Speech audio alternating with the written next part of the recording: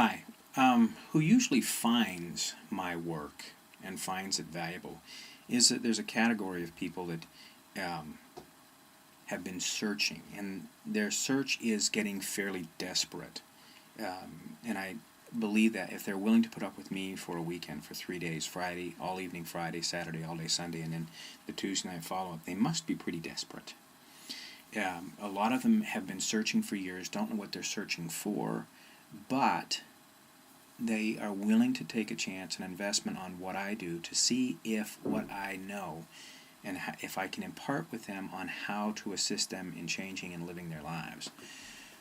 In London, England, I had a very famous photographer come to my class. His girlfriend had done the class, and we battled throughout the class, quite frankly. I don't think she liked me very much.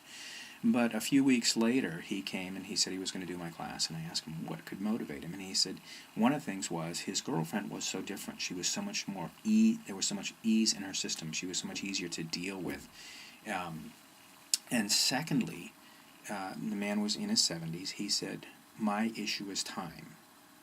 And I pointed out to him the sort of oxymoronic tendency of that. One of the things he's saying is he doesn't have enough time, and then he's committed to 3 days with somebody he doesn't know, spending, over 1,000 or close to 1,000 pounds to do something he doesn't know what he's doing, and he says he doesn't have enough time. But what he was saying was he had his own business. He was in his 70s. He wanted to slow down some, and he couldn't figure out how to delegate time. And it was worth his investment to come and see me, because he didn't, even though we don't deal directly with things like that, people do get a perspective that they don't have. What we look for is clarity, freedom, a perspective for the person so that they can have cues into living their magnificence. The desperation may come in many forms. If you have a chronic disease, I don't want to. One of my longtime clients came to me, and she had irritable bowel syndrome to the point where she was put into the hospital for dehydration, taking medications and stuff.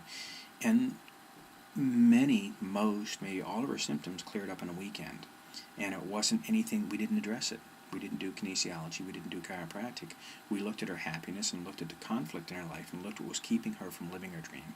She was working for people that she didn't want to work for, doing jobs she didn't want to do, to live in a house that she didn't want to live in. Talk about desperate, and not even aware that she was desperate. When I did my first class, I had everything. I had my own clinic, I had girlfriends, I was my own boss, which, I've talked about that.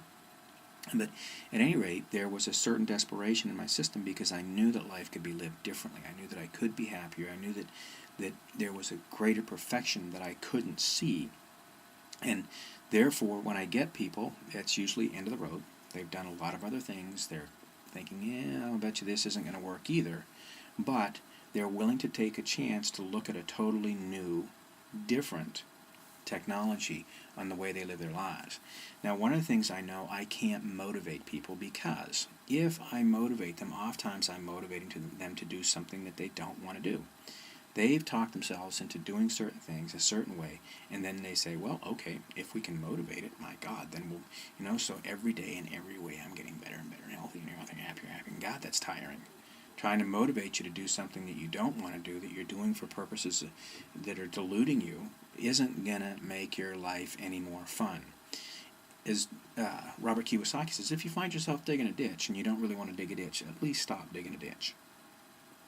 You know what I mean? If you're doing something you don't want to do, and you know you don't want to do it, and you hate it. I listened to Les Brown, the motivational speaker, and he was in Houston, Texas at the Unity Church one time, and he said, every day millions of people go to jobs they hate and pray they don't get fired. And he said, that's a waste of the prayer channels. Stop those stupid little prayers. Get on with your life. If you don't like your job, do something different. This is a time when anything is possible. I'm talking into my computer, in my office, in my 400-year-old house in Switzerland, and my daughter just walked in the last video. So I showed everybody her certificate, her diploma. But anything is possible. Anything you want to do. What the truth is somebody is living your life out there. Somebody's living the life you came here to live because they've had the courage to do it, or the accident to stumble into that life. The absolute truth is somebody else is making a whole bunch of money doing exactly what you love doing. So if you're looking at doing my class, and you're living a good life and you have a sense that something's missing, come on out. I do them wherever people want me to do them. I have to have a minimum of 10 people, maximum of 12, to do my favorite weekend, self-actualization, and a place to work, of course, a fairly nondescript, like a hotel room or something fairly not offensive, okay? But I will work anywhere. So visit the website, www.micpeakperformance.com. Excuse me. Just sneezing on the truth. And for some better insight, Noticing Fixes More Than Fixing, my book, co-authored with Dr. Claire Bowen. Have a fun day. Talk to you soon.